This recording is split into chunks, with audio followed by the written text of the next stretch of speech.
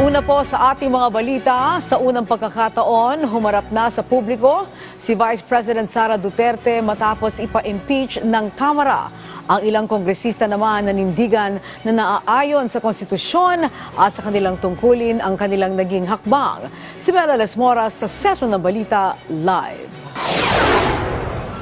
Angelique, iginagalang ng mga kongresista ang mga pahayag ni Vice President Sara Duterte kasunod nga ng ginawang pag-impeach sa kanya ng Kamara. Bagamat nanindigan ang mga mambabatas na kanilang ginawa ay naayon nga sa batas at walang kapalit. Ayon kay Surigao del Norte 2nd District Representative Robert Ace Barbers, isa sa mga lumagda para ma-impeach si Vice President Sara Duterte, wala namang masama kung magpapaliwanag sila ukol sa naging desisyon nila pabor sa impeachment, lalo na kung ang kanilang constituents na ang nagtatanong ukol dito. Sa isang press conference ni VP Sara, iginit niya kasing kung kailangan pang ipaliwanag o depensahan ng mga kongresista ang kanilang paglagda, ibig sabihin naniniwala silang may ginawa silang mali, kaya't kung wala namang ginawang mali, bakit pa ito didepensahan? Sa ngayon, sabi ng Vice Presidente, naghahanda ng kanyang kampo para sa posibleng pag-arangkada ng impeachment trial sa Senado. Hindi pa raw niya nababasa ang mismong complaint na naitransmit mula sa Kamara, pero ang mga nauna pang reklamo, lahat naman ay nabasa na ng kanyang mga abogado.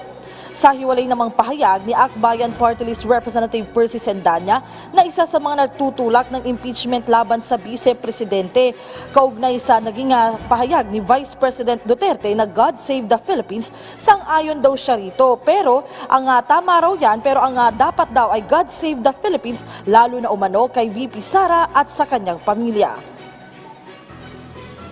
God save the Philippines. Yes, we agree. God save the Philippines mula sa mga Duterte, lalong-lalo na kay VP Sara Duterte. At mangilabot naman si VP Sara sa pagsasabi ng God save the Philippines, ilang beses nga na hindi niya na-save ang DepEd mula sa corruption. Hindi nga niya na-save ang confidential at intelligence funds mula sa iba't ibang anomalya. Hindi nga niya na-save ang mga mangingisda sa West Philippine Sea.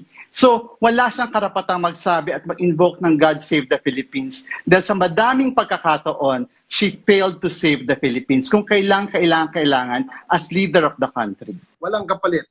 Nagkaroon po ng consultation ng mga political parties, no? Sila po ay nabigyan ng kopya nitong complaint na ito, pinag-aralan, inanalyze po nila at pumirma po ang ibang mga membro na sumang-ayon po dito.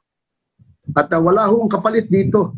Ito, ang issue po dito ay transparency, accountability, at saka rule of law. No? Yun ang ating dito. Kailangan magkaroon din tayo ng ng paninindigan na magkaroon ng hustisya.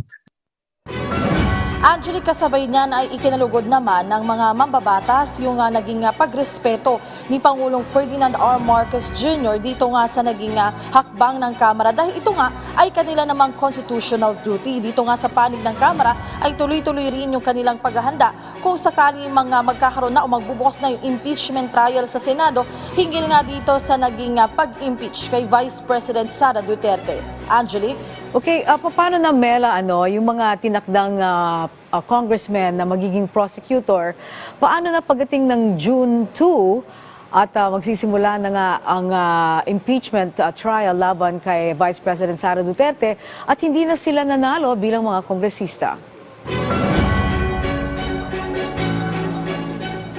Angelique, sa ating panayam sa mga kongresista, lalo nga dito sa bahagi rin ng House Prosecution Panel, katulad na lamang ni Congressman Lawrence Defensor at Congressman Rog Gutierrez, ang sinasabi nga nila dahil ito ay talagang inaabangan nila at pinaghahandaan kung sakali man na aabutin o magko-cross over dito nga sa 20th Congress o magtatagal pa yung magiging trial, ay pwede naman na magkaroon ulit ng magtalaga ulit ang Kamara ng bagong prosecution na team members at sabi nga nila ang Kamara ay maaari ding magkaroon ng private prosecutor. So lahat yan ay pinag-iisipan din nila kung ano yung mga magiging hakbang. Depende pa rin, Angelique, sa magiging usad nitong impeachment trial sa Senado. Angelique?